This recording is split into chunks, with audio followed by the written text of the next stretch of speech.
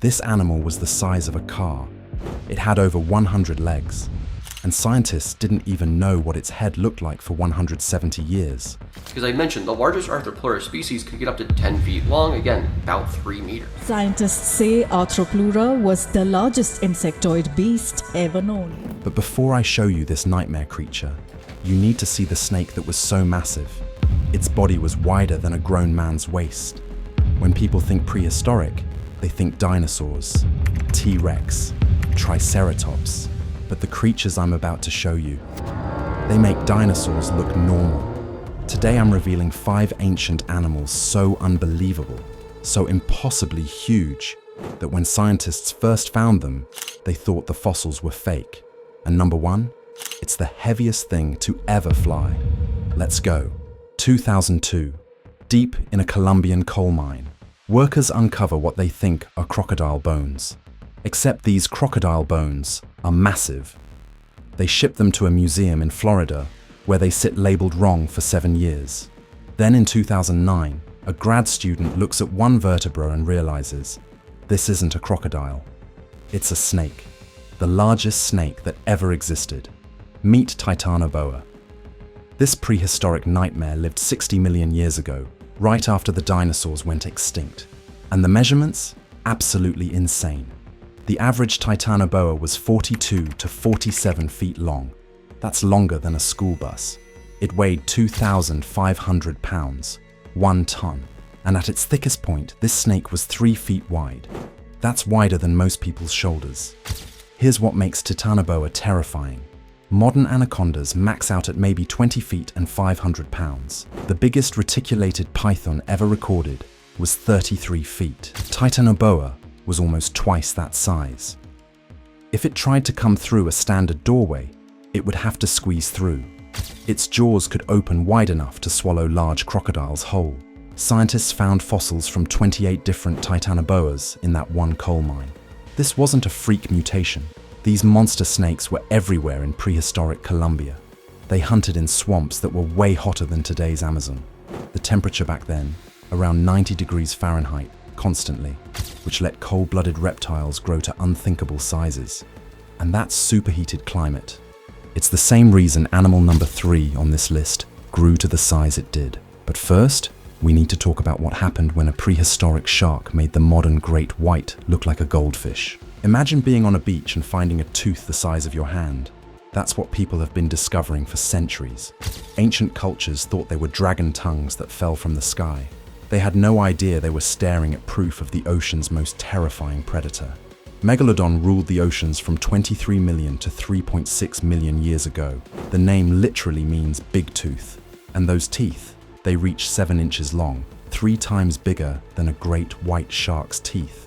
But here's what nobody can wrap their head around: the size of this thing. Most estimates put Megalodon at 50 to 60 feet long. Some scientists think the biggest ones hit 80 feet. For comparison, a great white shark maxes out at maybe 20 feet. Megalodon was 3 times longer. It weighed up to 50 tons. That's as heavy as a freight train car. Its mouth could open wide enough to swallow 2 adult humans standing side by side. The bite force? Between 108,000 and 182,000 newtons. A human bites with about 1,300 newtons. A great white, 18,000 newtons. Megalodon's bite was strong enough to crush a car. It hunted whales. It ate other sharks. It was the apex predator for nearly 20 million years. Megalodon teeth have been found on every continent except Antarctica. These sharks were everywhere. And here's the craziest part. They went extinct only 3.6 million years ago. That means early human ancestors were walking around when these monsters still swam the oceans. Some people genuinely believe they're still out there in the deep ocean. They're not. But the fact that people want to believe shows how legendary this creature is. And that massive bite? It's nothing compared to the wingspan of animal number 1.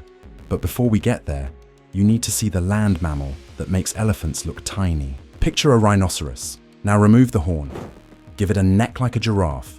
Make it 16 feet tall at the shoulder. And make it weigh as much as 4 African elephants. That's Paraceratherium. And when scientists first discovered it, they literally didn't believe what they were looking at. This creature lived 34 to 23 million years ago across Asia and Europe.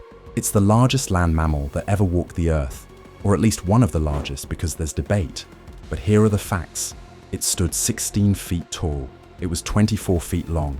It weighed between 15 and 20 tons. A modern African elephant weighs maybe 6 tons. Paraceratherium was 3 times heavier.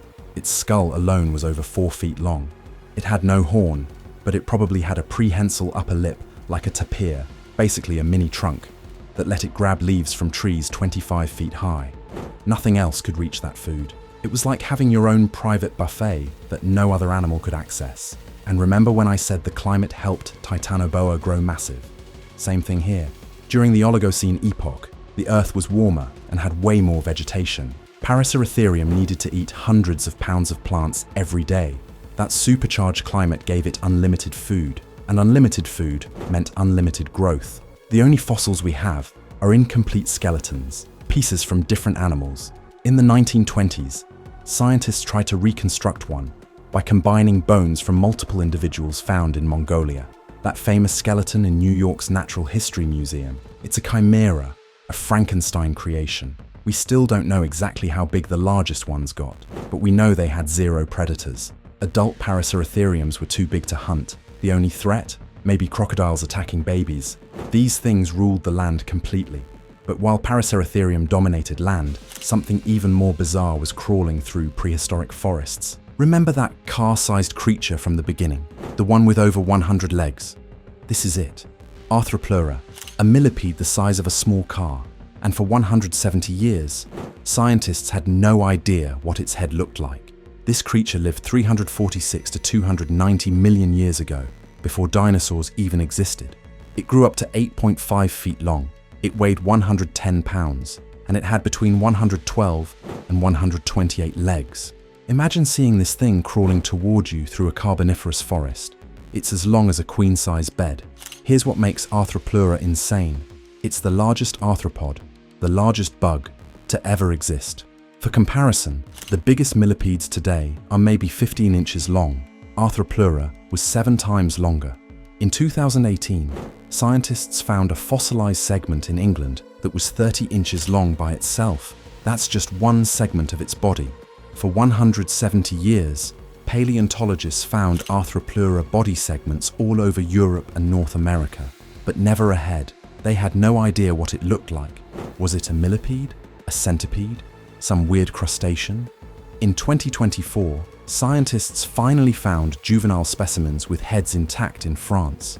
Turns out it had stalked crab-like eyes and jaws like both millipedes and centipedes. Why did it get so big? Oxygen. During the Carboniferous period, Earth's atmosphere had 30% oxygen, way higher than today's 21%. More oxygen meant arthropods could grow way larger. The same era had dragonflies with 3-foot wingspans and scorpions the size of dogs. But Arthropleura was the king. Was it dangerous? Probably not. Modern millipedes eat dead plants. Arthropleura likely did too. It was a giant garbage disposal crawling through prehistoric forests. But still, the mental image of an 8-foot millipede is pure nightmare fuel. And that oxygen-rich atmosphere, it's about to explain the most unbelievable flyer you've ever heard of. A bird with a 23-foot wingspan that weighed 160 pounds and could swallow a rabbit whole. When scientists first calculated its size, they thought they'd made a mistake. Nothing that heavy should be able to fly. But it did. Argentavis magnificens, literally magnificent Argentine bird, lived 6 million years ago in South America, and it holds the record as the heaviest flying bird in Earth's history. Its wingspan was 23 feet. For comparison, the largest bird today, the wandering albatross, has a 12-foot wingspan. Argentavis was twice as wide. This thing stood 6 feet tall on the ground. Its skull was 22 inches long. Its beak was massive and hooked like an eagle's, but big enough to swallow prey the size of a hair in one gulp. It weighed between 150 and 180 pounds, as much as an adult human, and somehow it flew. Here's the problem.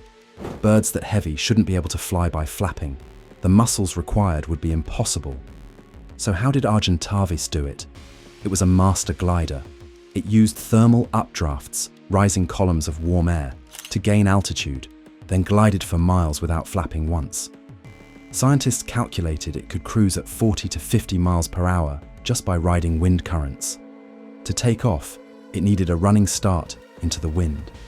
Its wings were so long that if it tried to flap them on the ground, the tips would hit the dirt, so it would run downhill, catch a headwind, and launch into the air. Once airborne, it was basically an airplane made of feathers. Remember Megalodon's insane bite force? Argentavis had something better, a bird's eye view from hundreds of feet up, scanning miles of terrain for prey. And that oxygen-rich atmosphere. 6 million years ago, Argentina was hotter and drier, which created perfect thermal updrafts. Argentavis was built for that exact climate. Scientists think it lived 50 to 100 years. It probably didn't reach maturity until age 12. To stay viable as a species, less than 2% could die each year. It had almost no predators. What's going to hunt a 180-pound bird with a 23-foot wingspan? It ruled the skies completely. Why don't we have birds this big today? Climate change. The hot, dry conditions that created those thermal updrafts disappeared. Without thermals, birds this heavy can't stay airborne. Argentavis went extinct because the world literally stopped supporting its lifestyle. 5 ancient animals. 5 creatures that sound like science fiction. A 50-foot snake that weighed a ton. A 60-foot shark with a bite strong enough to crush a car. A 16-foot tall rhinoceros that weighed 20 tons. An 8-foot millipede with 128 legs. And a bird with a 23-foot wingspan that weighed as much as a person. Here's what blows my mind. These aren't fantasy. These aren't exaggerations. These creatures existed.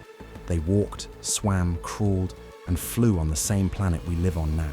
The Earth used to be wilder than anything in movies, and we only know about them because someone found fossils and pieced together their story.